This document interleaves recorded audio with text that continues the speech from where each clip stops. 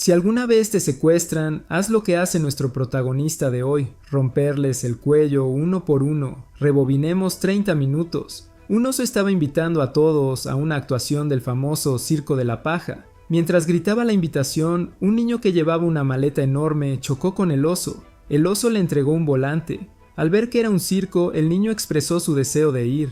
El oso asumió que el chico era un fugitivo. Por su apariencia, no parecía haber sido maltratado, así que debía haber alguna razón detrás. Para evitar problemas, el oso decidió no meterse en asuntos ajenos. Al ver que el oso no respondía, el chico se fue triste. De repente, el oso comenzó a convulsionar. Al parecer, él solo se sentía mejor si podía hacer reír a la gente. El oso bailaba y giraba frenéticamente esperando hacer reír a alguien. Justo cuando parecía cercano a la muerte, el chico de antes se rió a carcajadas, salvándolo vida. De repente, el chico estaba rodeado por 3 hombres con trajes. Era obvio que eran secuestradores, así que el oso se apresuró a salvarlo.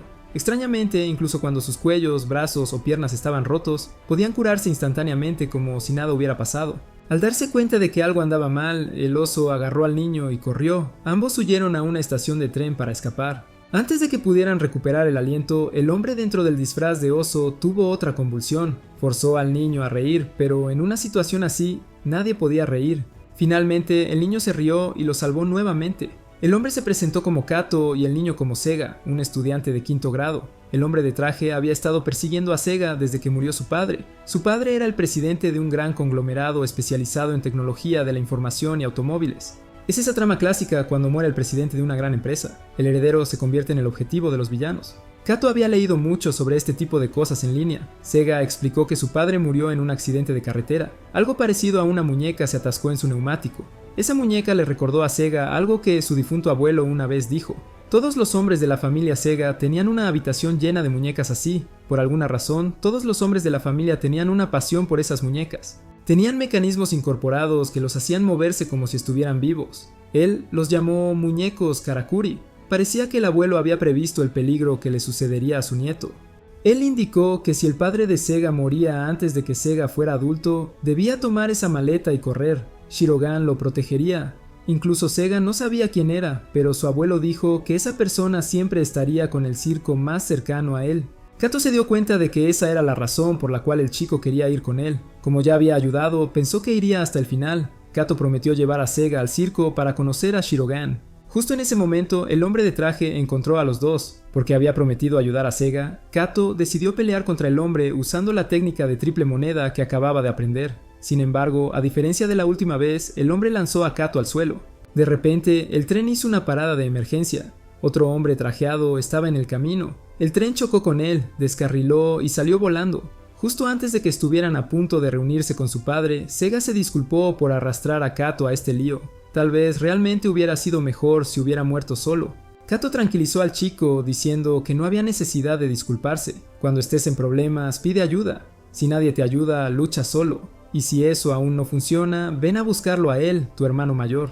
Después de decir eso, Kato lanzó al hombre de traje fuera del vagón del tren, y Sega se zambulló directamente en el circo. Sega salió y llamó a Shirogan. Antes de que alguien apareciera, otro hombre de traje apareció y estaba a punto de matarlo, pero justo a tiempo, una chica descendió desde arriba. Usando la maleta que trajo Sega, ella convocó un títere increíblemente genial. Shiro usó un movimiento para destruir al hombre del traje. Shiro estaba muy feliz de que el joven maestro estuviera a salvo. El títere se llamaba Arlequín. El abuelo de Sega había contratado a Shiro cuando hizo una parada en Francia. Ella era la hija de la niñera de Sega. Tanto la madre como la hija le debían una gran deuda a su abuelo. Justo entonces Kato, que sobrevivió, llegó buscando a Sega. Shiro cambió inmediatamente al modo de batalla y luchó contra Kato. Surgió una disputa entre ellos, lo que llevó a una pelea. Cuando Sega intentó detenerlos, recibió un golpe. Entrando en pánico, Shiro recordó a Arlequín y llevó al joven maestro lejos, diciendo que el trabajo de Kato estaba hecho y que ella lo protegería de ahora en adelante. Kato no quería más problemas de todos modos, todavía tenía que lidiar con su ridícula condición. Si no hacía reír a la gente, moriría. Después del accidente, Kato ayudó a los heridos. Reflexionó: si Sega estuviera siendo cazado constantemente y situaciones caóticas como esta siguieran ocurriendo, ¿cómo podría él volver a hacer reír a alguien? Mientras tanto, Shiro estaba tratando de detener un coche para llevar a Sega al hospital, pero nadie se detenía. Kato llegó y le dijo que lo siguiera. Conocía a un excelente doctor. Sin otra opción, Shiro estuvo de acuerdo. Por suerte, las heridas de Sega no eran mortales, así que ambos podían descansar tranquilos. Luego, el doctor se fue para preparar algo de medicina, dejando a Shiro y Kato para cuidar de Sega. Shiro preguntó cuál era el objetivo de Kato. Él respondió sin rodeos que era por él mismo. Ya que Sega era fácil de hacer reír, Kato se quedaría con él. De repente, apareció un títere afuera. Shiro convocó a Arlequín y Kato se puso en posición de combate. Luego apareció el controlador del títere, era Ashiba. Había sido contratado para eliminar a Sega. Ashiba confiaba en su títere, presumía de su superior fuerza y durabilidad. Shiro le dijo a Kato que se hiciera a un lado para que ella pudiera luchar uno a uno. Lo que parecía que sería una feroz batalla resultó ser unilateral. Arlequín bloqueó ataques con una sola mano y el títere de Ashiba ni siquiera pudo escapar de su agarre. Según el abuelo de Sega, las marionetas de la familia Sega fueron elaboradas con extrema precisión y singularidad, cada una valía miles de millones de yenes. Ashiba, que antes era arrogante, ahora estaba pálido de miedo, pero aún reía diciendo que sus hombres ya habían capturado a Sega. Sin embargo, Kato todavía estaba allí. Su técnica de las 3 monedas tal vez no funcionara con las marionetas, pero funcionó perfectamente con los gánsteres, los golpeó como sacos de boxeo. Viendo que la marea había cambiado, Ashiba se retiró. En ese momento, Shiro se dio cuenta de que no podía proteger al joven maestro sola. Sega se disculpó nuevamente por molestar a Kato, pero Kato le dijo que se riera porque estaba teniendo otra convulsión y estaba a punto de morir. El doctor diagnosticó a Kato con una disfunción fisiológica causada por un sistema nervioso parasimpático hiperactivo, desencadenado al sentir a otros en ese estado. Era una condición hereditaria de su abuelo llamada síndrome de Sonefa. En biología humana, el sistema nervioso simpático activa respuestas de estrés, mientras que el parasimpático se encarga de la relajación. Sonefa provoca que el cuerpo reaccione violentamente cuando no siente a otros relajados. Es decir, si Kato no siente que las personas a su alrededor están relajadas, sufre convulsiones. Los síntomas incluyen contracciones intensas de la tráquea y dificultad para respirar. Tan pronto como el doctor terminó de explicar, Kato tuvo otro ataque. Intentó hacer reír a los 3, pero no lo logró, así que salió corriendo desesperado. Impulsado por el dolor, causó un escándalo en una tienda de conveniencia, asustando a la gente en lugar de divertirla. Shiro intervino, fingiendo realizar un sketch para atraer la atención. Con Sega uniéndose, la multitud se rió, y Kato fue salvado una vez más. Pero se negó a agradecerle a alguien tan desagradable como Shiro. Después de eso, Sega y Shiro se quedaron temporalmente en la casa de Kato. Shiro cocinaba mientras Kato necesitaba averiguar quién quería muerto a Sega. El chico pensó mucho, pero no pudo averiguarlo. Solo había sido parte de la familia Sega durante 3 años y ni siquiera había conocido a todos los parientes. En realidad, su madre había sido la amante de su padre, no la esposa legal. Sega vivía con su madre cuando era pequeño. Después de su muerte, un abogado vino y se lo llevó. Fue la primera vez que conoció a su padre, y luego fue aceptado en la familia Sega. Sega le preguntó a Kato sobre el costo de construir una tumba adecuada. Él quería una para su madre. Al escuchar eso, Kato no supo cómo responder. Durante la cena, Kato hizo que Sega comiera mucho para que pudiera hacerse más fuerte. Por el momento, había aprendido un poco sobre Sega, pero esta chica extranjera que seguía afirmando ser Shiro nuevamente aún levantaba sospechas. Ella se aferró a Sega tan pronto como se conocieron, quién sabía cuáles eran sus verdaderas intenciones. Pero Kato admitió que si dejaba de lado la hostilidad hacia él, en realidad era bastante linda.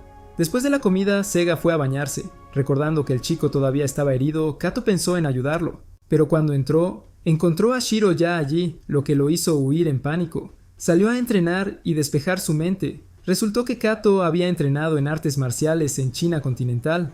No fue solo algo autodidacta en línea. Al ver a Kato practicar, Sega deseaba poder ser fuerte así también. Siempre fue débil, siempre corriendo, siempre llorando. Kato lo animó, diciendo que solía ser incluso más débil que Sega.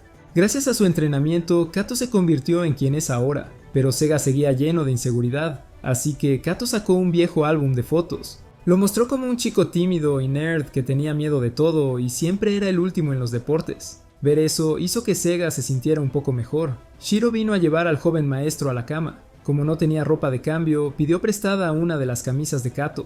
Él estaba nervioso, pero a ella no le importó. En el circo, la gente solía echarle miradas todo el tiempo. Antes de dormir, Kato prometió ayudar a Sega a hacerse más fuerte.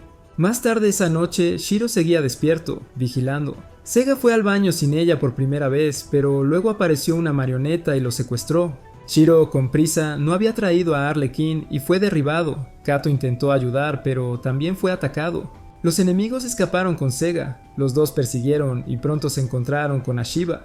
Esta vez él no fue el responsable, los atacantes eran sus rivales. Ashiba explicó que el secuestro de Sega se debía a que heredó toda la fortuna del conglomerado de Sega. Muchas personas no estaban contentas con eso. El mismo Ashiba solo había sido contratado para matar a Sega, mientras que los que ahora están involucrados fueron contratados para secuestrarlo. Diferentes clientes, diferentes propósitos. Ashiba sabía exactamente quiénes eran. Eran parte del mismo clan de titiriteros que él, el cual se había dividido hace mucho tiempo en dos facciones en guerra. Dio a entender que el cliente detrás del secuestro quería adoptar a Sega, y que probablemente el niño estaba siendo llevado a la mansión de la familia Sega en Karuizawa. Ashiba dijo que podría pasar por diversión, y que los otros dos estaban libres para seguirlo. Antes de irse, les dio algo de información. Esa mansión era una propiedad karakuri llena de marionetas grotescas construidas por el anterior patriarca de Sega. Estaba protegida por los titiriteros más hábiles del clan. Kato, después de escuchar todo esto, estaba furioso. Hacerle daño a un niño por dinero, qué asco. Aunque, para ser justos, cientos de trillones de yenes no era exactamente calderilla. Aún así, Kato juró rescatar a Sega. Al día siguiente, Kato y Shiro partieron. Mientras tanto, Sega fue llevado a Senji, el hermano menor de su padre, quien afirmó estar cumpliendo su promesa de cuidar de Sega tras la muerte de su padre. Aunque sospechoso, Sega no podía actuar. Había algo en Senji que era profundamente inquietante. Fuera de la finca, los secuestradores habían rodeado el área en una formación defensiva. El grupo de asesinos de Ashiba también estaba al acecho en el bosque, planeando un ataque. De repente, el rugido de una moto rompió el silencio. Eran Kato y Shiro. Kato embistió las puertas, haciendo huir a los guardias falsos. Se quedó atrás para llamar la atención mientras Shiro se colaba para rescatar a Sega. Kato derribó a cualquiera que se atreviera a acercarse, cortando al enemigo a pesar de sus cuchillos. Los asesinos de Ashiba también se unieron a la refriega. Shiro se encontró con su primer oponente, una mujer que había convertido la puerta en una máquina de picar carne, destrozando a cualquiera que se acercara. Arlequín, por supuesto, era demasiado poderoso. Un solo movimiento destruyó el mecanismo. La mujer de cabello verde entonces entró directamente en la lucha. Dentro de la mansión, Senji reveló su verdadera naturaleza e intentó convencer a Sega de que lo dejara adoptarlo. Sega sabía que tenía que escapar. Cuando pidió usar el baño, Senji se ofreció a sostener su cosa por él. Aterrorizado, Sega huyó. Afuera, la mujer de cabello verde, Takami, controlaba una marioneta que dispersaba bombas, pero Arlequín atrapó y devolvió hasta la última. Se decía que los titiriteros tenían que entrenarse desde la infancia, pero para Shiro, el manejo de marionetas era algo que aprendió y tocó desde que nació. Mientras tanto, Kato confrontó a Ashiba nuevamente, exigiendo saber cómo alguien que controlaba marionetas gigantes podía despreciar tan fácilmente la vida humana. Ashiba dijo que los titiriteros como él ahora pertenecían al clan Quiroga. Desde la era Heian, su clan había realizado rituales de marionetas para honrar a los dioses. En cuanto a Sega, estaba escondido dentro de un armario, donde encontró el diario de su padre. Dentro había entradas sobre él. Sega descubrió que solo era un señuelo. Su padre creía que los títeres y sus maestros eran innecesarios, y tenía la intención de usar a Sega como el detonante para eliminar todo el Quiroga. Sega no podía creerlo. Justo entonces Senji lo encontró. Irónicamente, el clan Sega jugó un papel en convertir al clan de marionetistas divinos en asesinos. La tarea de los Quirogas era controlar las marionetas, los Sagas construirlas, y el clan Sega había pagado al clan Quiroga una gran suma por sus servicios, así que los Quirogas simplemente llevaron a cabo sus tareas. Después de decir eso, el grupo de Ashiba se separó y siguió su propio camino, mientras que Kato y Shiro se dirigieron directamente a la mansión. De repente, una trampa se activó y Shiro cayó. Kato la atrapó rápidamente, pero eso desencadenó una convulsión. Shiro le dijo que la soltara, pero él dijo que no. No era una marioneta, así que tenía que valorar su vida. Además, si algo le sucediera, Sega estaría triste. Con eso, Kato saltó junto con ella. Mientras tanto, Sega estaba siendo torturado para obligarlo a aceptar ser adoptado, pero él se negó firmemente, lo que solo hizo que Senji lo golpeara más salvajemente. Luego Senji recibió un informe de que Kato y Shiro habían muerto. Esto sorprendió a Sega, pero aún así no se rindió. Siguió resistiendo, así que Senji decidió llevarlo a ver sus cadáveres. En cuanto a Kato, Shiro estaba a salvo porque había usado su espalda para absorber el impacto de la caída. Ahora, con sus convulsiones empeorando, las cosas no pintaban bien. Shiro quería ayudar, pero hiciera lo que hiciera, no podía sonreír porque había pasado mucho tiempo desde la última vez que sonrió. Kato tampoco quería morir, tenía que rescatar a Sega. Entonces comenzó a contar chistes. De alguna manera, en medio de todo, Kato dijo que se casaría con Shiro. Aunque ella no sonrió, sus convulsiones cesaron y su corazón latía con fuerza. Sega, observando desde la distancia, estaba encantado de ver que seguían vivos. Rápidamente comenzó a planear su escape. Mientras tanto, Kato y Shiro continuaron. Kato le dijo que olvidara lo que había dicho antes. A Shiro no le importó. Nunca se consideró humana. Desde el momento en que se volvió consciente de sí misma de niña, había sido entrenada para controlar marionetas. Su entrenador era estricto.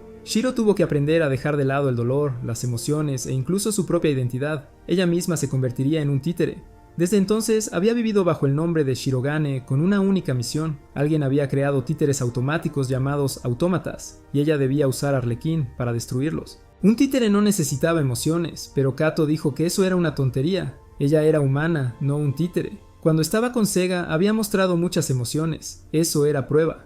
Mientras tanto, Sega había subido a la azotea, pero era demasiado alto para saltar. Estaba aterrorizado, pero no podía regresar. Sabía que necesitaba cambiar para volverse más fuerte. No podía seguir confiando en Shiro y Kato. Con esa determinación, saltó. Esa decisión se sintió como si hubiera dejado atrás a su antiguo yo débil.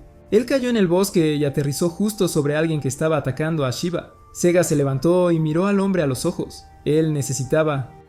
Sega hizo una oferta. Contrataría a Shiba para unirse a su lado. Shiba vio en los ojos de Sega una voluntad desesperada de vivir, increíble para un niño de 10 años. Aunque sorprendido por la determinación del chico, Shiba tenía un principio. Nunca traicionaba a un cliente, pero Sega luego les mostró la verdad a través del diario de su padre. Los Quiroga estaban siendo utilizados para crear el títere definitivo. Una vez que hubieran cumplido su propósito, el clan Sega planeaba exterminarlos. Shiba preguntó cuánto podía pagar Sega. Luego le arrebató el títere a su oponente y llevó a Sega a confrontar a Senji, pero Senji no se inmutó. Reveló que había capturado a Kato y Shiro como rehenes. Naturalmente, un niño no entendería completamente la situación. Todo lo que Sega quería era proteger a las personas que le importaban. Senji dijo que si Sega lo aceptaba como padre, los dejaría ir. Bajo una presión implacable, Sega no podía pensar con claridad y estaba a punto de ceder, pero Shiba lo detuvo. No creía que Senji los liberaría tan fácilmente. Sega volvió a cuestionar a Senji. La respuesta fue que sí, los dejaría ir lanzándolos desde la montaña al mar. Furioso, Sega recordó la técnica de Kato y la copió. Derribó a Senji con un derribo limpio, luego añadió un combo que le rompió el brazo y la pierna. Pero no había tiempo para huir. Las bombas que los hombres de Shiba habían colocado estaban a punto de explotar. Sega rápidamente tuvo una idea. Mientras tanto, Kato y Shiro estaban atrapados en una jaula. Esto provocó pánico en Shiro. Cuando era pequeña también había estado encerrada en un lugar oscuro. Kato la abrazó para consolarla. Su sonrisa la calmó un poco. Esa sonrisa le recordaba a alguien más, al abuelo de Sega. Hace mucho tiempo él le había dicho que un día encontraría la felicidad siempre y cuando protegiera a Sega. Si lo hiciera, entonces ya no sería una marioneta. Y luego Sega le dijo a Shiba que saltara hasta el templo de allá. Shiba no estaba seguro de poder hacerlo, pero Sega insistió en que sí podía. Había analizado al títere y las posibilidades de éxito eran altas. Al escuchar eso, Shiba hizo el salto, pero resbaló. Sin rendirse, Sega tomó el control y llegó con éxito a Kato y Shiro. Los tres estaban encantados de reunirse. Sin embargo, Shiba estaba gravemente herido y se desmayó. Justo entonces aparecieron los titiriteros restantes. Uno de ellos intentó matar a Sega, pero el cuchillo del títere se rompió al contacto con los músculos de Kato. Estaba furioso al ver el cuerpo de Sega cubierto de heridas. Sega usó ki para destruir la jaula, luego salió a pelear. Sin sus títeres, estos tipos no eran nada. Kato los derrotó a todos con facilidad, pero una vez que empezaron a usar títeres, incluso él se vio abrumado.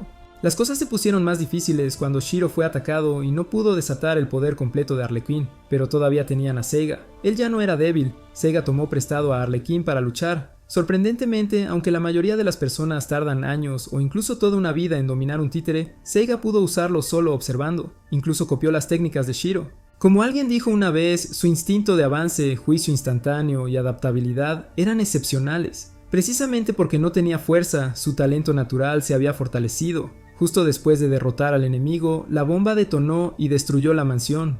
Kato protegió a Seiga, Arlequín protegió a Shiro y Ochiba se despertó justo a tiempo para rescatar al grupo. Sus hombres habían atado cuerdas desde el lado opuesto. Kato todavía no confiaba en Ochiba, pero Ochiba dijo que Seiga lo había contratado por un alto precio, así que no se preocupara. Solo para estar seguro, Kato pagó un extra de 10 yenes como una tarifa de bonificación. Ochiba fue primero, luego Shiro, pero la torre comenzó a colapsar y Seiga cayó. Kato fue a salvar al niño ya que Shiro estaba herido. La empujó y descendió para encontrar a Seiga. Lo protegió de los escombros que caían. Quizás era la última vez que podían hablar. Kato le dijo a Seiga que sonriera. Si alguna vez se sentía perdido, debía escuchar a su corazón y decidir qué hacer. Ese sería el momento de sonreír, no de llorar. Otra bomba explotó, las llamas envolvieron la noche. Al amanecer todo estaba en ruinas. Seiga sobrevivió, pero a Kato solo le quedaba un brazo, sujetándolo firmemente. 2 meses después de la muerte de Kato, Seiga volvió a una vida normal. Shiro dejó el circo y se convirtió en su criada. Aunque feliz de tenerla a su lado, Shiro era sobreprotectora. Eventualmente, Seiga pudo regresar a la escuela. Shiro también se inscribió en una escuela cercana para estar cerca y protegerlo. Ella estaba en la escuela secundaria, justo al lado de la de Seiga. Usualmente iban a la escuela juntos. Antes de despedirse, Shiro le recordó que si alguien lo molestaba, debería ir a verla. Seiga dijo que estaría bien, pero en el momento en que entró a la escuela, sus zapatos ya habían sido robados, empezando por este chico con cara de gorila. Después de todo lo que había pasado, Seiga había madurado y no se preocupó por las cosas insignificantes, pero el chico no había terminado aún. Garabateó en el escritorio de Seiga y esparció bolígrafos en su silla. Aún así, Seiga respondió con una sonrisa, soportando cada travesura, tal como Kato le había enseñado a sonreír ante las dificultades. Afuera, Shiro fue testigo de todo y estaba visiblemente molesto. Finalmente, la pandilla de gorilas dejó de jugar y comenzó a acosarlo directamente. El presidente de la clase intentó intervenir, pero el gorila aún golpeó a Seiga, y ese fue su error. El golpe reveló la cicatriz en la frente de Seiga. Al darse cuenta de que no podía esconderla más, Seiga se quitó la camisa y les mostró por qué no había regresado a la escuela por tanto tiempo. Su cuerpo estaba cubierto de heridas, había soportado un dolor inimaginable, así que sus insignificantes burlas no significaban nada para él. Dijo que sonreía simplemente porque quería llevar adelante la voluntad de esa persona, la que enfrentó dificultades para protegerlo. Mientras tanto, Shiro fue regañada por faltar a clase en su primer día. En un lugar que parecía un vertedero, un anciano intentaba negociar una extensión de alquiler con su casero. El casero le aconsejó que cerrara ese circo ridículo. De todos modos, estaba anticuado. El anciano estaba tan furioso que parecía que iba a estrellar la mesa contra el casero. Durante la clase de educación física, Seiga se sentó con una compañera de clase que le pidió que le contara sobre la persona que lo había salvado. En realidad, había 2 personas, una había fallecido y la otra era su hermana mayor, Shirogan. Ella solía trabajar en un circo y era buena en todo, desde cocinar hasta limpiar. Ella también era increíblemente elegante cada vez que actuaba en el escenario. La chica comentó que Shiro sonaba perfecto, pero Seiga no lo creía así. No importa cuánto la gente la elogiara o admirara, Shiro nunca sonreía. Siempre respondía con una sonrisa triste. Cuando estaban en el hospital, le dijo a Seiga que justo antes de que Kato fuera a salvarlo, tuvo otro ataque, pero en ese momento Shiro no pudo sonreír. Por eso, cada vez que piensa en Kato, ella no puede sonreír, y sin embargo, nunca podían olvidarlo. La chica preguntó si Shiro planeaba volver a algún circo. Quería verla actuar al menos una vez y pensó que podría ayudar a Shiro a sentirse más feliz. Así que Seiga la llevó a ese circo que parecía un basurero. Aunque Shiro dijo que no era necesario, Seiga insistió en invitarla a unirse. Justo en ese momento apareció el hombre que debía el alquiler. Había escuchado rumores de que Shiro quería unirse al circo otra vez. Él era Shinobu, el líder del grupo de circo. Sus 2 matones salieron inmediatamente cuando vieron a una chica extranjera y le dieron la bienvenida. Incluso organizaron un espectáculo de talentos para Seiga, quien lo disfrutó y le pidió a Shiro que hiciera algo también. Luego ella hizo un acto de equilibrio en una escalera que dejó a los 4 sin palabras. Shiro dijo que su deber era proteger a su joven maestro, pero si Seiga deseaba que se uniera, ella seguiría su voluntad. El líder estaba encantado con el talento de Shiro, su circo ya no se consideraría anticuado. Presentó a los 2 hombres como Nori y Hiro, y también había una domadora de bestias llamada señorita Lizelot. Mientras tanto, en un hospital militar, el hombre que se creía muerto, Kato, en realidad fue salvado. La persona que lo salvó parecía necesitar ahora la ayuda de Kato. Al despertar, Kato supo que estaba en un hospital en Illinois, Estados Unidos. Parecía que había perdido la memoria. Su salvador era un joven aristócrata de Francia llamado Guy Christophe Rech y la anciana con él era Lucille Bernoulli. Kato realmente quería saber quién era, pero Guy le dijo que se lo tomara con calma. Sus recuerdos regresarían con el tiempo. La fuerte discusión de Kato asustó a un niño pequeño afuera, que salió corriendo. Lejos. Cuando Kato lo persiguió, encontró a muchos otros niños. Al ver lo asustados que estaban, Kato instintivamente trató de animarlos, pero terminó haciendo movimientos de artes marciales frente a ellos. Los niños lo encontraron genial y se reunieron alrededor de él. De repente, el chico de antes tuvo un ataque. Ver eso desencadenó algo en la memoria de Kato y se desmayó. Un médico le aconsejó que no se esforzara tanto tan pronto después de despertarse. Según lo que sabían, Kato había estado en una explosión de mansión en Japón y tenía muy pocas posibilidades de sobrevivir. Fue llevado a este hospital estatal de arte para recibir tratamiento. Kato preguntó si el chico también tenía el síndrome de Sonafa como él. Gai respondió que alrededor de 20 niños con Sonafa estaban siendo atendidos en este centro. Era el centro de investigación y tratamiento más grande del mundo para el síndrome. Al parecer, los doctores aquí no pensaban bien de Gai y Lucille. Culpaban a Gai por retrasar el esfuerzo para contener la enfermedad, permitiendo que se propagara más. Kato preguntó por qué Gai lo había salvado y Gai respondió que lo explicaría cuando llegara el momento. Así que Kato comenzó a vivir en el hospital. Sus días se pasaban comiendo, durmiendo y jugando con los niños. Poco a poco se acostumbró a su nuevo brazo y se acercó a los niños. Una noche, mientras iba al baño, Kato vio a los doctores tomando drogas. Corrió a buscar a otro doctor, pero en cambio se topó con una escena horripilante: Gai y Lucille interrogando a un niño como si fuera un criminal. Aunque dijeron que era para tratamiento, Kato no pudo soportarlo. Rompió el vidrio y golpeó a Gai en la cara. Sin embargo, Gai no parecía sentir dolor y las heridas de Kato causadas por el vidrio se curaron milagrosamente. Luego vinieron los médicos y se llevaron al niño. Una enfermera le preguntó a Kato, después de vivir aquí por un mes, ¿no había notado que ninguno de los niños nunca tuvo convulsiones? No era porque estuvieran curados. La enfermedad de Sonafa seguía siendo un misterio. La única manera conocida de ayudar a los niños era hacerlos reír. Para lograrlo, todo el personal se obligó a sonreír. Necesitaban relajar el sistema nervioso simpático usando medicamentos. Pero como la investigación no progresaba, los médicos estaban cada vez más ansiosos, y sin embargo, no se les permitía mostrar ningún signo de tristeza. Gai también le dijo a Kato que este hospital no era diferente del infierno. Un doctor luego llevó a Kato a ver la unidad de cuidados intensivos, donde muchos niños estaban sufriendo en agonía. El doctor explicó que el síndrome de Sonafa tenía 3 etapas. La primera etapa implicaba dificultad para respirar y dolor en todo el cuerpo.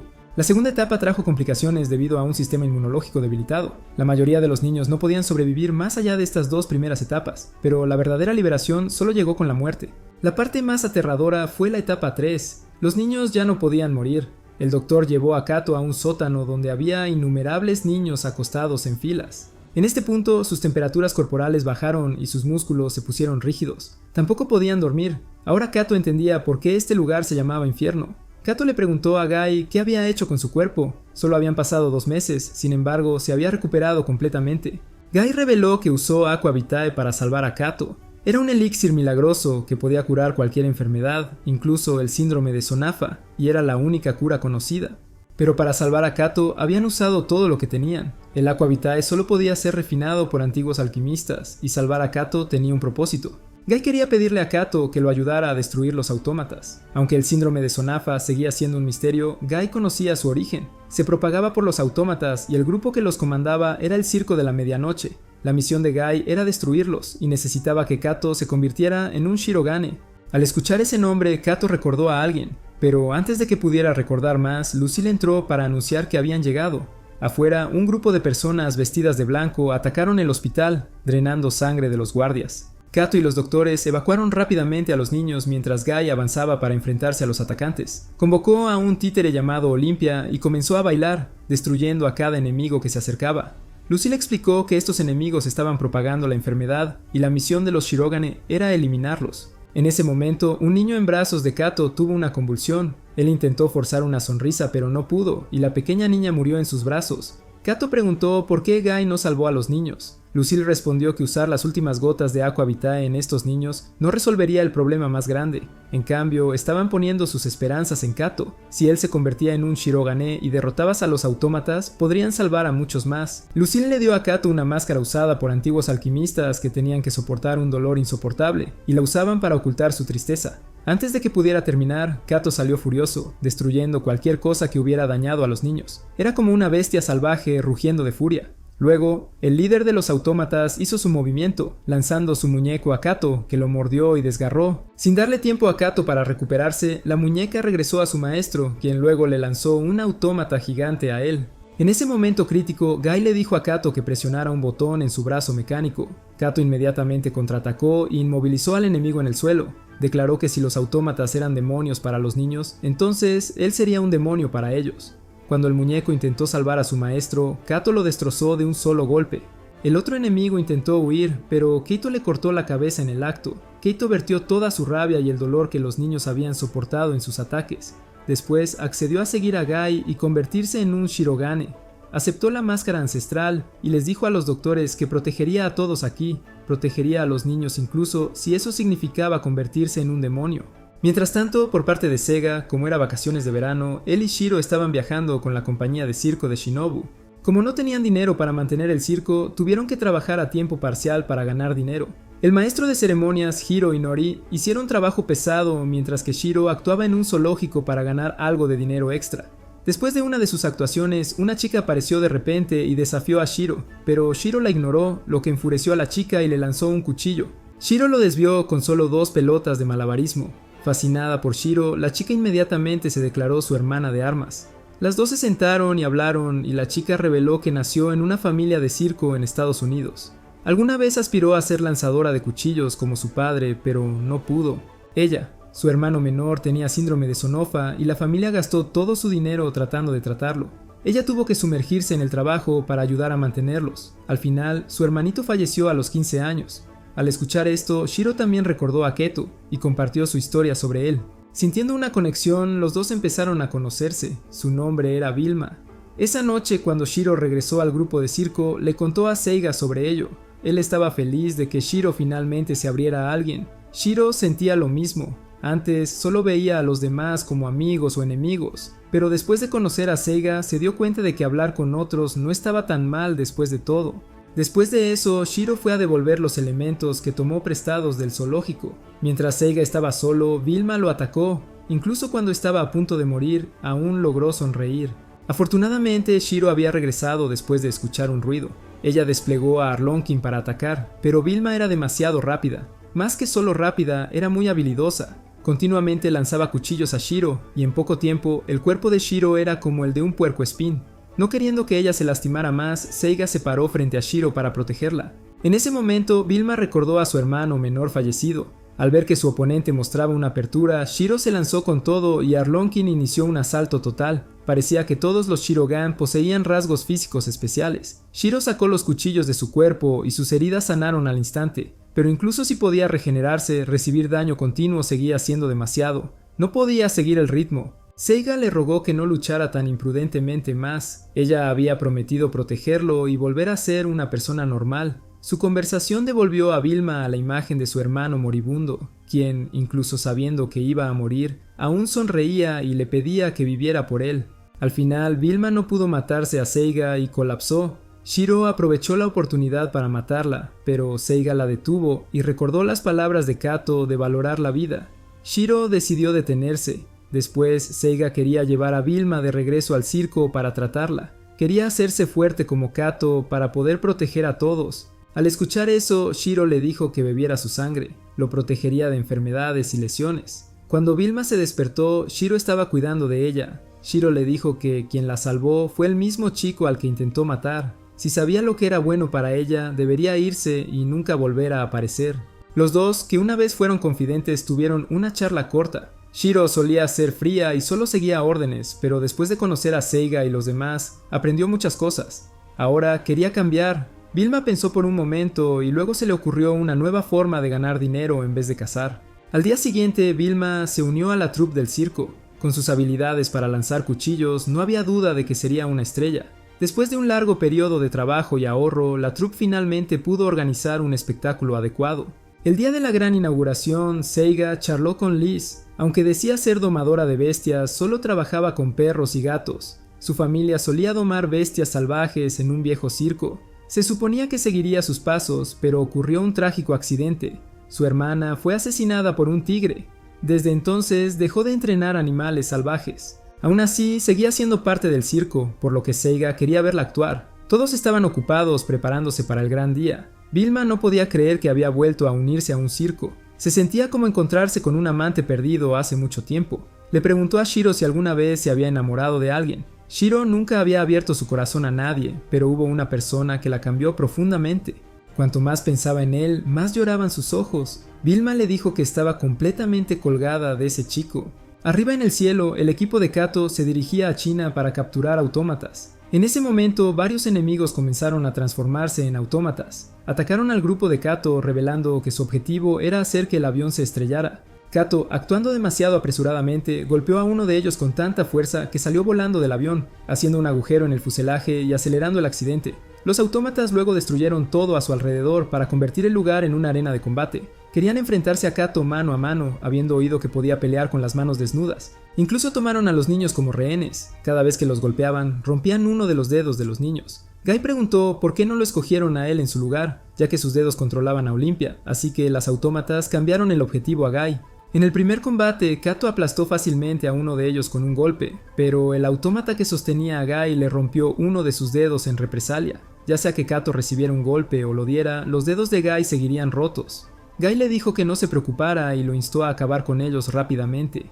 Mientras tanto, Lucy seguía protegiendo a los pasajeros. No podía actuar imprudentemente, ya que los enemigos podrían haber tomado el control de la cabina. Necesitaba recuperarla. De vuelta al lado de Kato, a Guy ya le habían roto 7 dedos. Después de un rato, Kato terminó con el resto, dejando solo al que sostenía a Guy. Kato le dio un fuerte golpe en la cara justo cuando Lucy neutralizó al autómata que pilotaba el avión y desarmó la bomba adherida a él. En cuanto a Kato, el último autómata gravemente herido intentó chupar sangre para regenerarse, pero Keto usó la cadena en su brazo para atraerlo con un movimiento de ven aquí. Guy luego hizo que Plimpia se envolviera alrededor de la bomba. Por suerte, sobrevivió. Aunque a Keto le desagradaba profundamente Guy, se preocupaba un poco por él. Fuera del avión, un enjambre de autómatas tipo insecto estaba atacando los motores. Desde la cabina, Lucy comunicó por radio que tanto Kato como Guy necesitaban detenerlos. Guy le había puesto un vestido de novia a Plimpia. Era un equipo de alta tecnología diseñado para ayudarla a bailar en el aire. Sin embargo, Guy estaba agotado y solo le quedaban 3 dedos para controlar a Plimpia. La situación era crítica ya que el segundo motor ya había sido destruido. Incluso en una situación tan desesperada, Guy aún se las arregló para bromear. Antes de salir le dijo a Kato que si algo le pasaba, Kato debería encargarse de la tarea de destruir el circo de medianoche. Luego Guy y Plimpia bailaron por el aire, derrotando a los enemigos tipo insecto uno por uno. Pero sus números eran abrumadores y eventualmente invadieron y capturaron a Guy y Plimpia. Provocó a un autómata para que lo matara, pero justo cuando estaba a punto de atacarlo, usó Plimpia para inmovilizarlo y destruirlo. Sin embargo, el autómata se lanzó directamente al motor del avión. Guy lo apartó y la explosión lo llevó consigo. No había tiempo para lamentarse, Kato todavía tenía que lidiar con el enjambre cerca del ala izquierda. Lucy comenzó los procedimientos de aterrizaje de emergencia. Sorprendentemente, el avión aterrizó justo al lado del terreno del circo donde Sega estaba actuando. Shiro salió corriendo para revisar el accidente, con el corazón acelerado. Cuando pensó que vio a Kato, se apresuró hacia adelante, pero no pudo encontrarlo en ninguna parte. Kato había ido a la cabina para encontrar a Lucy, pero ella ya estaba sometida. Arrastró al autómata para pelear. El autómata se volvió loco, deseando sangre, y atacó a Sega. Shiro lo protegió. Kato rápidamente destruyó el autómata y los alejó a ambos. En medio del humo y el polvo, no podían ver claramente el rostro de Kato. Como todavía no los recordaba, se fue a buscar a Lucy. Una vez que se dieron cuenta de que era él, Shiro y Sega se separaron para buscar, pero él ya se había ido. En cambio, encontraron a Guy y, para su sorpresa, resultó ser el maestro de Shiro. Ella inmediatamente comenzó a tratar sus heridas. Esa noche, Sega pensó en Kato. Cuando Shiro se unió a él, le preguntó cómo conoció a Guy. Ella le contó que fue durante sus viajes con su maestro. Finalmente, la llevaron a un lugar en Francia llamado Kimbaran, donde le dijeron que tenía que convertirse en una controladora de marionetas. Después de un entrenamiento riguroso, ella perdió sus emociones y se convirtió en una auténtica marioneta. A pesar de todo, Guy se mantuvo a su lado. Sega siempre había pensado que Keito fue el primero en mostrarle amabilidad a Shiro, y la imagen de Kato durante el accidente aéreo atormentaba sus pensamientos. En verdad, el corazón de Shiro había latido con fuerza cuando pensó que era Keito. Su corazón podía latir así de fuerte gracias a él. Él fue quien trajo calidez a su vida fría. Esa noche, Sega tuvo una pesadilla sobre el sacrificio de Kato. Sabía que tenía que hacerse más fuerte, no solo por sí mismo, sino para estar a la altura de lo que Kato le había dado. Al amanecer, resolvió irse y averiguar por qué su padre le había dejado toda la herencia a él. Mientras tanto, Kato y Lucy habían llegado a una cadena montañosa en China. La chica que conocieron allí era Ming Xia, hija del maestro Fang, el maestro de artes marciales que había entrenado a Kato. Cuando Kato visitó el dojo en busca de pistas sobre el circo de medianoche, se enteró de que el maestro Fang había contraído el síndrome de Sanafá y había salido de casa en busca de la fuente de la inmortalidad. Lucy dijo que si podían encontrarlo, podrían descubrir la ubicación del circo. Ming Xia decidió unirse a ellos. La tierra natal del maestro Fung pertenecía al clan Bai. Mencionarlo despertó algunos recuerdos y visiones de Kato que habían sido recurrentes. Según Lucy, el Aqua Vitae que Kato había absorbido era la última gota, la más concentrada, lo que significaba que estos recuerdos podrían pertenecer a un antecesor. Finalmente, Kato encontró al maestro Fung junto con un perro blanco. Explicó todo y la razón por la que había venido. El maestro Fan respondió que si lo que Kato dijo era cierto, entonces había algo importante que necesitaba saber. El maestro le dijo que hace 200 años había 2 hermanos en el clan Bai que eran artesanos de marionetas, el mayor llamado Bai Jin y el menor llamado Bai Jin. Estos eran los recuerdos del hombre cuyo alma residía dentro de Kato. Los 2 hermanos, en busca de la verdad dentro de la alquimia real, emprendieron un viaje. Después de 8 años, finalmente llegaron al lugar de nacimiento del prodigio de la alquimia, la ciudad de las 100 torres. Allí se convirtieron en aprendices de un anciano alquimista. Un día, mientras compraban hierbas medicinales, los hermanos Bai accidentalmente se encontraron con una chica de cabello blanco llamada Francine. Ambos hermanos se enamoraron instantáneamente de ella, sin embargo, continuaron estudiando diligentemente y perfeccionando sus habilidades alquímicas con el objetivo de usar la alquimia para dar vida a marionetas y hacerlas moverse como humanos. De vez en cuando, los dos pasaban por allí para comprar manzanas a Francine. En uno de esos días, durante un festival, Francine los invitó a unirse. Aunque Bai Jin inicialmente no quería ir, cedió cuando Francine le rogó. Los 3 disfrutaron de las festividades juntos. Bai Jin notó que Francine a menudo no terminaba su comida, sino que la guardaba. Más tarde fueron a ver un espectáculo de marionetas, solo para encontrarlo cancelado porque el titiritero había sido despedido. Al ver esto, Bai Jin y Bai Jin tomaron prestado el lugar para actuar ellos mismos. Después de todo, venían de una familia de artesanos de marionetas. Los 3 pasaron una noche maravillosa. Cuando Bai Jin se emborrachó, Bai Jin lo ayudó a regresar a su habitación, luego llevó a Francine a su casa. Ella vivía en los suburbios y fue allí donde Bai Jin supo por qué ella siempre guardaba su comida. Tenía varios hermanos menores que alimentar. Después de servir la comida, Francine les dijo a los niños que comieran porque ella estaba llena y luego se fue en silencio. Bai Jin sabía que ella estaba mintiendo. No había comido en todo el día mientras estaba con él. La siguió y descubrió la marca de esclavo en su cuerpo. También se dio cuenta de que a pesar de estar hambrienta, todavía daba comida a otros. Bai Jin intentó llevarla de regreso para reclamar su comida, pero cuando vio a los ancianos del pueblo llorando de alegría por incluso un pequeño trozo de pan, él se detuvo. De uno de los ancianos supo que Francine había ayudado a muchos de los pobres en el área. Ella había escapado de traficantes de personas en Francia y llegó a Praga, haciendo cualquier trabajo que pudiera encontrar, incluso vendiendo su cabello para ganar dinero para cuidar a los huérfanos y los ancianos. La marca de esclavo provenía de robar un solo huevo que había tomado para salvar a un niño enfermo que necesitaba nutrición. Al final, ella fue atrapada y marcada. Para cuando fue liberada, el niño ya había muerto. Los aldeanos rogaron a Bai Jin que trajera felicidad a Francine. Desde ese día, su forma de pensar cambió. Le dijo a Bai Jin que si la alquimia era un camino hacia la verdad, entonces el conocimiento que no ayudaba a nadie más que a uno mismo era inútil. Él le preguntó a Bai Jin, ¿un camino tan egoísta alguna vez tendría siquiera el más leve destello de luz? Bai Jin sospechaba que algo había sucedido entre Francine y Bai Jin mientras él estaba borracho. Él pensó que su hermano le había robado a Francine, sabiendo muy bien que Bai Jin la amaba. Pero Bai Jin no respondió. Un día, Bai Jin encontró a Francine en una iglesia, rezando no por ella misma a pesar de todo su sufrimiento, sino para que todos estuvieran libres de enfermedad. Profundamente conmovido, Bai Jin tomó una decisión. Le propuso matrimonio, juró dejar todo atrás y trabajar para mantenerla a ella y a los niños. Francine se conmovió y finalmente estuvo de acuerdo. Bai Jin sacó un anillo de papel para ponerlo en su dedo. Los dos se besaron felices, sin saber que Bai Jin había presenciado toda la escena, con el corazón hirviendo de furia. Esa misma noche, Bai Jin secuestró a Francine y desapareció. Bai Jin inmediatamente salió a buscar a su esposa. 9 años pasaron en un abrir y cerrar de ojos. Una primavera, Bai Jin finalmente encontró el paradero de Bai Jin y le puso un cuchillo en la garganta. Pero pronto se dio cuenta de que este ya no era el hermano que conocía antes. Bai Jin dijo que había pasado los últimos 9 años investigando la alquimia para curar la enfermedad de Francine. Cuando Bai Jin se enteró de que estaba enferma, preguntó dónde estaba. Rápidamente se apresuró al pueblo donde ella estaba retenida. Los dos estaban encantados de reunirse, pero Francine estaba encadenada e infectada con una enfermedad. Bai Jin le dijo que no se preocupara, había pasado 9 años estudiando medicina, tanto china como occidental, y la curaría. Sin embargo, apenas había comenzado su examen cuando los aldeanos lo arrastraron. Bai Jin prometió que crearía una cura y regresaría para salvarla. Esa cura era el Aqua Vitae. Bai Jin regresó a la mansión de Bai Jin y comenzó su investigación. Después de muchos días sin dormir, Bai Jin finalmente completó la creación de aquello que todo alquimista busca, la piedra filosofal, la piedra blanda que producía la gota de vida. Pero cuando corrió a buscar a Francine, vio que el lugar donde había sido encarcelada fue incendiado por los aldeanos.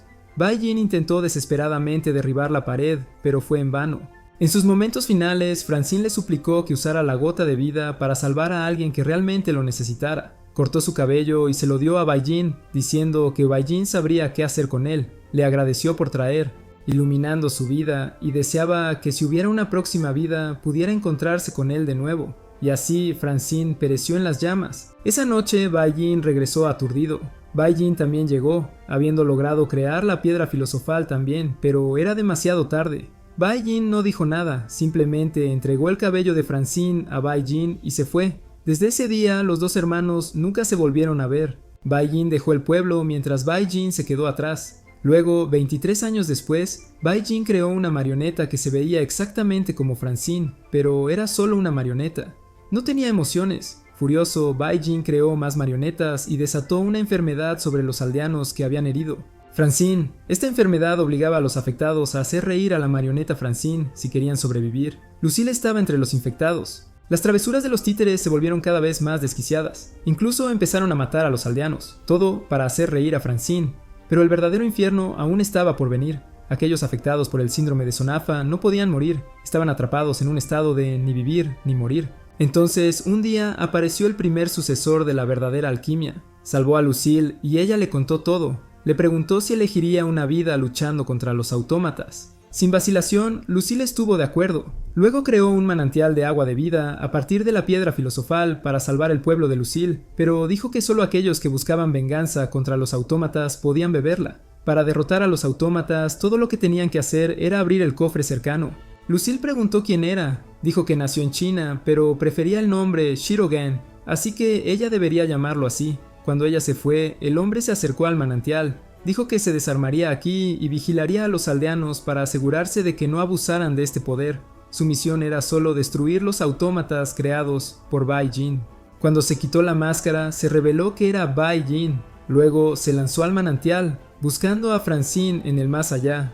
Al día siguiente, solo Lucille mostró la voluntad de venganza. Ella bebió el Aqua Vitae.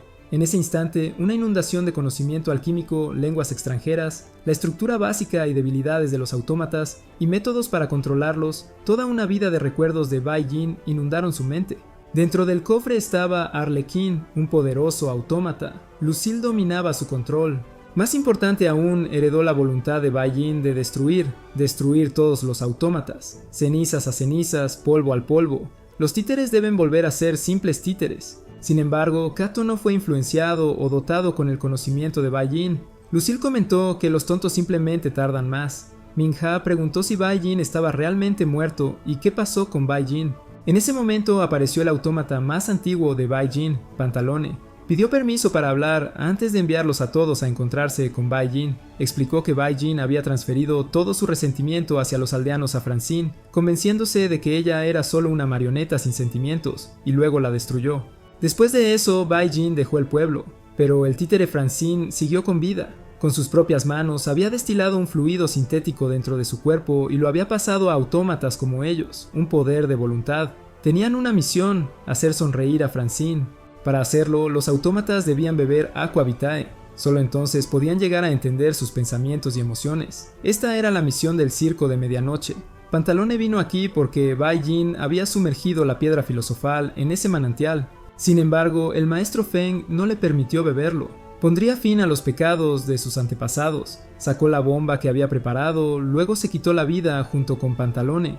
Las últimas palabras del maestro Feng resonaron como las de Francine mientras ardía en las llamas. El largo viaje por los recuerdos de Bai Jin había llegado a su fin, un final que marcó el comienzo del verdadero desenlace, el final del circo de medianoche. En este momento en los Estados Unidos, los Shiroganes se habían reunido en un lugar después de descubrir la ubicación de su objetivo más crítico, el circo de medianoche, la sede de los autómatas. Lucille se encontró con un perro Shirogane chino que había olfateado un rastro que conducía al circo. La información fue transmitida a todos los Shirogane alrededor del mundo. Poco después, un comandante en jefe apareció y dio un discurso motivador para elevar el ánimo de todos en preparación para la batalla final. Esa noche, el grupo de Kato llegó antes que los demás al circo. Charlaron brevemente antes de que llegaran refuerzos, otros Shirogan, para unirse a ellos. A la mañana siguiente vemos a Ochiba de nuevo. Había recibido un pago considerable después de su tiempo como asesino y ahora estaba viajando por el mundo, aunque el aburrimiento comenzaba a aparecer. En ese momento, un Shirogane se le acercó y le ofreció un nuevo mundo. Ochiba preguntó cuánto le pagarían. De vuelta a Kato, el líder de su grupo, Fatima también había llegado. Todos allí habían oído hablar de la reputación de Keito y estaban impresionados. El comandante en jefe se acercó a Lucille para conversar. Su misión era clara: infiltrarse en el circo y destruir a la figura central, Francine, y todo terminaría. En lugar de lanzar un asalto completo, lucharían en duelos 1 a 1 contra los autómatas. Un voluntario fue el primero en desafiarlos, pero regresó solo con su cabeza. El autómata se presentó como Daughter y le dijo a los Shirogane que enviaran un equipo. A Kato le perturbó ver a los Shirogan riéndose, incluso después de que uno de los suyos acababa de morir. Lucille luego seleccionó al equipo: Fatima, Raken, Timba, Thor y finalmente Kato. Ming-Xia también solicitó ir y Lucille le permitió unirse. De repente, un hombre no pudo esperar y se lanzó solo, Zed, aunque impulsivo, todavía era capaz. Adentro se encontraron con Daughter, quien convocó a otro autómata llamado Mary para luchar contra el equipo. Mary tenía un carrusel en su cabeza. Zed cargó primero, pero Mary transformó el carrusel en un arma giratoria con cuchillas y golpeó a Zed, lanzándolo por los aires. Zed, sin embargo, atacó de nuevo y murió una muerte sin sentido. Otro Shirogan entró y tuvo el mismo destino. Kato se dio cuenta de que todos estaban locos. No parecían sentir dolor al... Timba estaba listo para intervenir, pero Thor lo detuvo y sugirió que Kato luchara en su lugar para ver si cumplía con las expectativas. Usando las artes marciales aprendidas del maestro Feng y mejoradas por su cuerpo modificado por Shirogane, Kato destrozó sin esfuerzo las cuchillas giratorias, sorprendiendo a todos. Pero eso no fue suficiente para derrotar a Mary. Enfurecida, Mary invitó a Kato a enfrentarse cara a cara. Cuando Kato se acercó, Mary intentó un ataque sorpresa con otra cuchilla escondida, pero Kato escapó por poco. Fatima y Ming-Xia intentaron unirse a la lucha, pero 2 autómatas más les bloquearon el camino, proponiéndoles una pelea de 2 contra 2. De repente, Lucille inmovilizó a Ming-Xia y la obligó a beber su sangre. Dentro del circo había una constante presencia de gas inductora de Sonafa, así que esto serviría como vacuna. Ming-Xia se resistió, diciendo que no quería convertirse en una Shirogane. Fatima le explicó que no tendría ninguna posibilidad contra los autómatas sin convertirse en una. Ese era el precio a pagar si Ming-Xia realmente quería vengar a su padre. Ming-Xia finalmente aceptó y se unió a la batalla junto a Fatima. Al principio estaban en desventaja. Los 2 autómatas eran extremadamente rápidos y ni siquiera el muñeco de Fatima podía seguir el ritmo, pero gradualmente se adaptaron. Fatima hizo que su muñeco agarrara a un autómata y cuando el otro se apresuró a ayudar, Ming-Xia lo emboscó por detrás y le rompió el brazo. Aún así, los enemigos no cedieron, rasgaron la ropa de las chicas intentando dejarlas incapaces de luchar. Mientras tanto, Mary había activado de nuevo el carrusel giratorio, impidiendo que Kato se acercara. Extendió un brazo largo para agarrar a Kato, quien luchó por esquivar, pero finalmente fue atrapado. Parecía el final hasta que Kato gritó: «Ni de broma», reveló que estaba parado sobre una hoja y la usó para dar el golpe final. Volviendo a las chicas, fingieron vergüenza por su ropa rasgada para bajar la guardia de los autómatas. En el momento en que bajaron la vigilancia, las chicas atacaron juntas, asegurando la victoria en el segundo combate para los Shirogane. Dota reapareció, felicitándolos, luego los condujo a la siguiente etapa, donde 2 puertas se alzaban ante ellos. Una los llevaría a la ubicación de Francine. Ming-Xia quería continuar, pero su cuerpo se debilitaba debido a sus heridas y al hecho de que solo había consumido una pequeña cantidad de sangre de Lucille. Aún no se había convertido completamente en un Shirogan. En este punto, el comandante en jefe sacó una cámara médica. Fatima y Lucille se quedarían para cuidar a Ming-Xia mientras que el grupo de Kato se dividía en 2 equipos para pasar por las puertas. Su objetivo era claro: una vez que encontraron a Francine, debían eliminarla. El equipo de Kato entró en un corredor hecho completamente de huesos. Mientras avanzaban, se presentaron.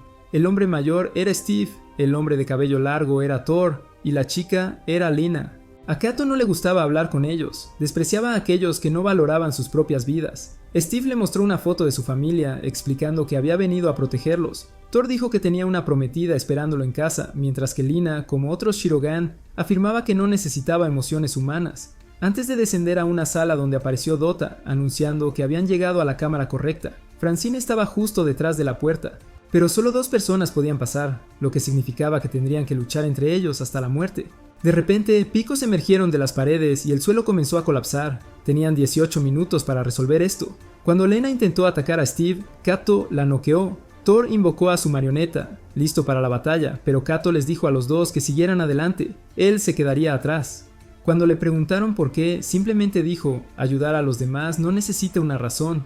Su corazón le decía que los niños que sufrían de Sonafa o las familias de aquellos dos no merecían llorar más. Justo entonces, una ráfaga de picos se dirigió hacia los tres, pero Kato los bloqueó todos. Su cuerpo estaba lleno de heridas, pero se negó a rendirse. Al ver esto, los otros dos decidieron seguir adelante. A medida que las plataformas comenzaban a desaparecer, Lena recuperó la conciencia pensando que moriría allí. Pero Kato le dijo que saltarían juntos y romperían la pared. Lo lograron, atravesando y reuniéndose con el comandante en jefe. Kato vio que dos Shirogane murieron no por las manos del comandante, sino por alguien detrás de él. Kato pensó que el comandante debía ser despiadado para estar a cargo, pero el comandante sabía lo que Kato estaba pensando. Explicó que se convirtió en un Shirogan por su difunta esposa. Luego, el comandante sacó herramientas quirúrgicas ocultas de su cuerpo y desmanteló a los enemigos uno por uno. Los Shirogane lo llamaban triple disolución sin rostro. Primero descomposición, luego disolución. Rompió la puerta para permitirles continuar, pero dos autómatas aparecieron para bloquear su camino, citando una violación de las reglas. Mientras tanto, Mingxia había recuperado la conciencia. Cuando escuchó que el grupo de Kato había localizado a Francine, quiso unirse a ellos. Lucille estuvo de acuerdo, pero tomarían una ruta diferente. Ahora solo necesitaban esperar a una persona más. Ashiba, en ese momento, estaba en un avión rumbo al circo de la medianoche. De repente, fueron atacados por una niebla plateada. Yoshi, el Shirogan que viajaba con Ashiba, explicó que este era el origen del síndrome de Sonafa. Para evitar que Ashiba se infectara, le había dado su propia sangre. Volviendo a Kato, se quedó atrás para detener a los autómatas mientras el equipo del comandante avanzaba. Cuando dispararon una bala de cañón, Kato usó su cuerpo para bloquearla. De repente, apareció una máquina trituradora masiva, amenazando con aplastar todo. El comandante le dijo a Kato que los mantuviera a raya durante 5 minutos, el tiempo suficiente para que él detuviera la máquina. Kato luchó solo y finalmente destruyó la máquina. Justo cuando estaba a punto de aplastarlo, ¡Detenido! El perro Shirogane apareció, llevando a Kato a donde el comandante había usado su propio cuerpo para detener la máquina. Allí, el comandante le contó su historia de vida. Él y su esposa tuvieron un romance hermoso, pero debido a sus diferentes estatus, fueron separados por la fuerza por sus familias. Cuando la encontró de nuevo, ella se había convertido en la esposa de un autómata. Intentaron escapar juntos, pero su esposa se sacrificó para protegerlo. En su punto más bajo, Lucille apareció y le dio esperanza. Ahora creía que era hora de reunirse con su esposa. Le confió la misión de matar a Francine a Kato antes de partir. Kato le prometió y siguió adelante, reuniéndose con Thor, quien se había separado de Steve. Thor ayudó a guiar a Kato más adelante. Pasaron por un área de exhibición dedicada a Francine. En este momento, Thor le confesó a Kato que su supuesta prometida era una mentira. La verdad es que hace 90 años, el circo de medianoche llegó a su aldea y masacró a muchas personas. El mismo Thor resultó gravemente herido. Tuvo un encuentro directo con la marioneta, Francine, y albergaba un profundo odio hacia ella, pero en ese momento era impotente. Cuando se presentó la oportunidad, juró vengar a su familia. Luego, los dos se encontraron con otros 3 y reapareció Daughter, anunciando que habían llegado a la etapa final. Todo lo que quedaba era derrotar a los 4 autómatas más fuertes, y luego finalmente conocerían a Francine. Kato estaba gravemente herido, así que los otros 4 le dijeron que se quedara quieto mientras ellos manejaban la batalla. Cada uno de ellos convocó a sus marionetas y cargaron juntos hacia adelante, pero Kato no podía soportar quedarse sin hacer nada. Comenzó a arrastrarse hacia Francine. Varios autómatas trataron de detenerlo, pero los Shirogane no lo permitieron. Se quedaron atrás para darle tiempo. Sin embargo, Lena, debido a su descuido, fue la primera en ser eliminada. Un autómata bloqueó el camino de Kato y sin fuerzas para luchar, colapsó. Mientras tanto, Ashiba y Yoichi llegaron al circo de medianoche en un vehículo, pasando por un área llenada de cadáveres, el resultado de una brutal batalla entre los Shirogane y los autómatas. De repente, varios autómatas se levantaron de nuevo y se apresuraron hacia el circo. En el lado de Mingxia estaban usando una máquina de soldadura para ascender lentamente. Yoichi y Ashiba luego se reunieron con Lucille como estaba planeado. De vuelta con el grupo de Kato, la situación era crítica. Estaban abrumados, los autómatas los rodeaban como hormigas. Justo cuando todo parecía perdido, llegó Lucille. Ella todavía recordaba el nombre de quien mató a su hija, Daughter, y ahora iba a hacerle pagar con intereses. Invocó a su marioneta y, para sorpresa de todos, era una réplica perfecta de Francine. Con solo una ligera muestra de presión, todos los autómatas se arrodillaron instantáneamente ante Lucille, una legendaria Shirogan. La marioneta no era otra que Angelina, la hija de Lucille. Fátima revisó a Kato y encontró que su corazón se había detenido. Steve dijo que aún era posible salvarlo, así que lo llevaron deprisa a una cámara médica de emergencia y comenzaron la resucitación con descargas eléctricas. Mientras tanto, Lucille comenzó a burlarse de Daughter. Él trató de negar que la figura ante él fuera Francine para recuperar la capacidad de moverse, pero no pudo negarla. Lucille siguió insistiendo: si la que está ante ti no es Francine, entonces ¿por qué estás arrodillado? Ella lo llamó la esclavitud del prejuicio. Continuó burlándose de Francine. Ming-Xia intentó detener a Lucille, temiendo que Daughter pudiera recuperar el control y matarla, pero Lucille continuó. Reveló que sabía que los autómatas habían estado buscando la piedra filosofal, así que la había recuperado del fondo de un pozo y la había colocado dentro del cuerpo de su hija, convirtiendo a Angelina en cebo para los autómatas. Su único pesar era no haber cumplido su papel como madre. Ella empujó a Daughter hasta que él no pudo contenerse más. Se lanzó hacia ella y al hacerlo, abrió las puertas del infierno para sí mismo. Los autómatas no podían existir sin propósito. Francine era su razón de existir, y al negarla, había sellado su destino. Ming-Xia se apresuró al lado de Lucille. Lucille, que había vivido una vida plena, no tenía remordimientos. Antes de fallecer le dijo a Ming-Xia: la vida de cada uno es un lienzo en blanco, así que pinta el tuyo con colores vivos y haz algo hermoso. No lo llenes de negro solamente como hice yo. Con eso, Lucille se desintegró. En una visión onírica, Kato tuvo una última conversación con Lucille. Luego era el momento de que ella se fuera. Afuera, Kato comenzó a mostrar signos de petrificación. Steve, que también empezaba a convertirse en piedra, continuó la cirugía. A pesar de todo, siguió adelante y completó la última sutura antes de sucumbir. Yoichi y los Shirogan restantes aprovecharon esta oportunidad para atacar a los 3 autómatas inmóviles. Sin embargo, los autómatas de nivel inferior todavía estaban activos. Solo los 4 antiguos autómatas creados por Francine tenían lealtad inquebrantable. Los producidos en masa no lo tenían. Los Shirogane lucharon con todas sus fuerzas contra el ataque de los autómatas. Sabiendo que no sobreviviría mucho más, Thor decidió derribar tantos autómatas como fuera posible y se autodestruyó en medio de ellos. Inspirado por el sacrificio de Thor, el Shirogane negro avanzó. Un autómata comenzó a moverse y bloqueó su camino. Agarró el autómata caliente, soportando su calor, mientras Yoichi aprovechaba la oportunidad de lanzarse contra Francine. Ella todavía logró bloquear su ataque. Mientras tanto, el Shirogane negro, atravesado por el autómata, se negó a rendirse. Hizo que su marioneta serpiente lo mordiera y le chupara la sangre de Shirogan, mortal para los autómatas. Entonces ordenó a la serpiente morder al autómata y ambos murieron juntos. Ashiba, escondido cerca, quedó sin palabras ante la escena. Aunque herido, Yoichi se arrastró hacia adelante, decidido a acabar con los 2 autómatas restantes. Dentro de la cámara médica, Steve estaba casi completamente petrificado, pero continuaba operando. Después de completar la última sutura, Steve también falleció. Lejos, justo cuando Yoichi estaba a punto de atacar, los autómatas lograron destruir a Angelina y matarlo.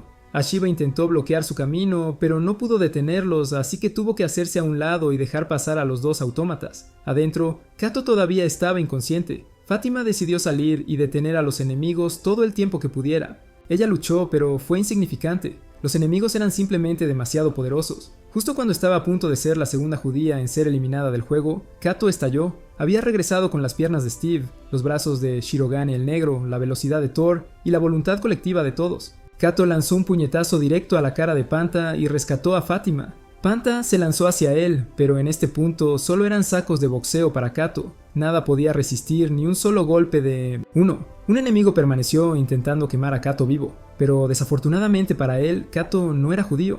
Un solo golpe fue suficiente para reducirlo a cenizas. Fátima, satisfecha, siguió adelante. Ahora todo lo que quedaba era matar a Francine. Justo cuando Kato estaba a punto de terminar todo, la marioneta habló. Ella había sido creada por la misma Francine. Kato estaba sorprendida. En el día de su creación se le asignó el papel de reemplazar a Francine como comandante de los autómata.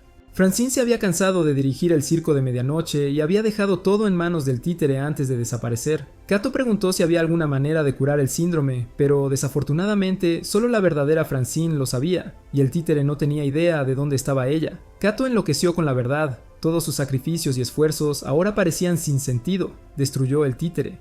Días después, Shiro buscaba a su maestro desaparecido. Guy le dijo que no protegiera demasiado al chico y que dejara a Seiga crecer a su manera. Guy luego regresó al circo primero. Allí, Shiro sintió la presencia de Kato. Lo encontró, pero él se había vuelto loco, atacándola repetidamente, convencido de que ella era Francine. Ella trató de recordarle sus memorias, pero él se negó a escuchar. Él seguía atacando, exigiendo la cura de ella. Le contó todo lo que había pasado. Después de la batalla, había regresado a un anciano shirogane llamado Fu, el presidente de una corporación industrial. Fu había estado observando toda la historia de Kato. Nunca luchó directamente, solo apoyaba a los shirogan desde las sombras. A diferencia de Lucille, el ideal de Fu no era luchar, sino hacer negocios y aprender. Como los shirogan envejecen 5 veces más lento que los humanos normales, tenía suficiente tiempo para investigar y construir su fortuna. Fu entonces reveló que Shiro era la persona que Francine Kato había estado buscando. Por eso Kato vino por ella. Sin embargo, Shiro realmente no sabía nada. Mientras Kato la interrogaba, fue abrumado por la emoción. Shiro recordó el tiempo que habían pasado juntos y cuánto había aprendido de él. Ella le dijo que si matarla le traería paz, entonces que así fuera. Justo cuando estaba a punto de golpear, los recuerdos de Shiro regresaron, llevándolo a la locura y haciéndolo huir. Al día siguiente, Seiga comenzó a buscar la verdad sobre su propia identidad, comenzando en el lugar donde solía vivir con su madre. Recordó el día en que su madre murió y fue llevado a conocer a su padre, cuyo rostro ni siquiera podía recordar. Viviendo con su padre, siempre fue tratado como un hijo ilegítimo y lloraba solo. Entonces apareció su abuelo, siempre amable, siempre ayudándolo y enseñándole muchas cosas, incluyendo conocimientos sobre marionetas y los shirogane. Tal como su abuelo le había advertido, después de la muerte de su padre y cuando la gente descubrió que era el heredero, ocurrieron muchos intentos de asesinato. Seiga regresó al lugar donde todo comenzó, Karusawa. Mientras reflexionaba sobre lo que Kato le había enseñado, conoció al jardinero de la finca. Resultó que el abuelo de Seiga había pagado a este hombre para trabajar allí de por vida, sin importar lo que pasara. Cuando se enteró de que Seiga era el heredero, se puso nervioso y se lo llevó a casa, sacando una caja que había dejado el padre de Seiga. Dentro había un manojo de llaves y una carta. El mensaje era simple. Su padre le decía que regresara a la mansión y encontrara la habitación con el armario en forma de cerradura. Seiga se escapó mientras el jardinero hacía una llamada en secreto. Seiga llegó a la ahora arruinada mansión y encontró la habitación. Dentro había un generador con un mensaje grabado de su padre, aunque rápidamente se hizo evidente que no era una buena persona, y la razón por la que su padre lo había cuidado y le había dejado toda su herencia era para preparar un plan a largo plazo para apoderarse del cuerpo de Seiga extrayéndole el cerebro. Él ya había preparado el equipo necesario y unas marionetas increíblemente poderosas que superaban a cualquier otra en ese momento. Seiga, aterrorizado, huyó, pero esperándolo afuera había 2 miembros del clan Kuroga. Ellos habían recibido una misión del abuelo de Seiga. Si su padre lograba tomar el control del cuerpo de Seiga, debían matarlo. Seiga intentó explicar, pero creyeron que estaba fingiendo. Convocaron a sus títeres y lo atacaron. Seiga corrió de nuevo al sótano e intentó usar los títeres que su padre había preparado, pero no pudo abrir la maleta. Justo entonces, una voz le guió sobre cómo abrirlo. El primer títere que recuperó fue uno que pesaba 1000 toneladas. Con su talento natural y la guía de la misteriosa voz, derrotó fácilmente al primer títere. El asesino se retiró rápidamente. La misteriosa voz luego se reveló un autómata similar a un raptor llamado Griffon. Había sido creado para ayudar al padre de Seiga en caso de que tuviera problemas para recuperar su memoria. El asesino regresó a la superficie y confirmó que Seiga era de hecho su padre renacido. Enviaron otro títere para luchar. Seiga eliminó al segundo títere, un pirata. Con solo unos pocos golpes, Seiga derrotó al segundo autómata. Los 2 asesinos intentaron retirarse de nuevo, pero Seiga tenía algo que necesitaba preguntarles sobre su abuelo. Griffon le dijo que abriera la tercera maleta. Esta vez contenía un hechicero volador. Seiga montó la marioneta y despegó en su persecución. Mientras tanto, en la finca de la familia Kuroga, los ancianos del clan se reunieron frente al abuelo de Seiga, que estaba al borde de la muerte. Al enterarse de la noticia de que el cuerpo de Seiga había sido tomado, se sintió profundamente entristecido. Solicitó que le trajeran a su hijo. Tenía algo que necesitaba preguntar. Los 2 asesinos recibieron el mensaje y al darse cuenta de que la velocidad de vuelo de Seiga era demasiado lenta, decidieron llevarlo ellos mismos para ahorrar tiempo. Cuando Seiga se despertó, lo habían llevado a conocer a su abuelo. Seiga estaba muy contento. Pensaba que su abuelo había muerto, pero aquí estaba vivo frente a él. Sin embargo, su abuelo no lo reconoció. Incluso cuando Seiga insistió en que no había sido lavado de cerebro, su abuelo le preguntó si ya había encontrado la piedra blanda. Antes de matar a la persona que equivocadamente creía que era su hijo, obligó a Seiga a presenciar todo el daño que su padre había causado. Seiga fue obligado a beber la sangre de su abuelo para experimentar sus recuerdos de primera mano. Luego Seiga se encontró reviviendo la juventud de su abuelo. En aquel entonces, Shoji era tanto espadachín como médico. El hombre que le había enseñado en su infancia no era otro que Shirogane, el mismo Shirogane de antes. Shoji había admirado su talento y lo siguió. Shirogane enseñó a Shoji nuevos conocimientos y Shoji lo ayudó a crear Arlequín. En japonés, Shirogane se escribe como Bi-Jin. A medida que envejecía, Shoji siguió trabajando como médico. Un día fue llamado al distrito de Luz Roja para atender a un noble. Después del examen, le entregó una receta al sirviente. De repente, una cortesana entró en la habitación. Su nombre era Tono. Ella señaló que 2 ingredientes en la receta eran innecesarios y acusó a Shoji de usarlos como excusa para obtenerlos gratis. Entonces ella se fue a entretener a su invitado. El noble se disculpó con Shoji por la rudeza de Tono. A Shoji no le importó y preguntó quién era ella. El noble dijo que era una cortesana extranjera cuyo verdadero nombre era Angelina. Hace un año, mientras caminaba por la calle, sufrió un ataque al corazón y casi muere hasta que apareció Angelina y lo salvó. Ella se había convertido voluntariamente en cortesana. Angelina también recordaba bien ese día, el día que su madre, Lucille, la echó. Lucille le había dado un frasco de Aqua Vitae diciendo: si alguna vez amas a alguien, dale esto, vivirán a tu lado para siempre. Shirogane estaba destinada a luchar contra autómatas de por vida, y Lucille no quería que su hija terminara de la misma manera. Ella quería que Angelina encontrara su propio propósito. Pero incluso después de un año, Angelina todavía no lo había encontrado. Aunque Shoji dijo que no le importaba ser acusado, estaba claramente frustrado. Accidentalmente entró en la habitación de Angelina. Shoji intentó irse, pero Angelina lo detuvo y le pidió que tomara unos vasos con ella. Para entonces había perdido todo interés en cualquiera. Ella había viajado lejos y nadie le había traído algo realmente emocionante en su vida inmortal. Pero Shoji se dio cuenta de que su sonrisa era completamente falsa, como la de una marioneta. Sus palabras tocaron un nervio. Angelina, golpeada donde duele, preguntó qué haría Shoji si tuviera un cuerpo inmortal. Su respuesta fue simple: sería capaz de amarla eternamente. Angelina estaba profundamente sorprendida por su respuesta. Justo entonces, alguien entró corriendo y gritó que había un incendio. Un samurái estaba intentando prender fuego al lugar y cometer suicidio junto con una cortesana. En el caos, Shoji buscó a la chica amenazada por el samurái. Intentó salvarla, pero las manos desnudas no tenían oportunidad contra una katana. No había esperanza. De repente, Angelina apareció y golpeó al samurái con arlequín. Shoji estaba atónito. Esa era la marioneta de Shirogane. Angelina también recordaba a Shoji, ya que había heredado los recuerdos de su predecesor, Shirogane. Podían hablar después, primero necesitaban escapar. Por alguna razón, Angelina no podía entenderlo ella misma, pero realmente quería ver sonreír a este hombre. Su camino estaba bloqueado por las llamas. Shoji aún intentaba encontrar una salida. En ese momento, Angelina finalmente se dio cuenta de que este era el hombre del que su madre le había hablado. Después de su largo viaje, finalmente lo había encontrado. Luego ella dijo que despejaría un camino para Shoji. Era inmortal, no moriría. Aunque Shoji llegara a odiarla por este cuerpo inmortal, estaba bien. Lo que importaba era que él viviera. Los dos escaparon con éxito. Angelina huyó después, escondiéndose en una cueva, temblando de frío. Ella pensaba que nadie jamás bebería agua de vida por ella. En ese momento, Shoji llegó y la cubrió suavemente con una manta. Angelina se conmovió. Se había enamorado de este hombre.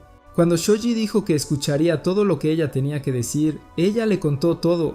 Tenía miedo de que él pudiera odiarla, pero Shoji bebió todo el frasco de Aqua Vitae. Se había enamorado de ella a primera vista. Ahora ella ya no estaba sola. Los dos se abrazaron con felicidad.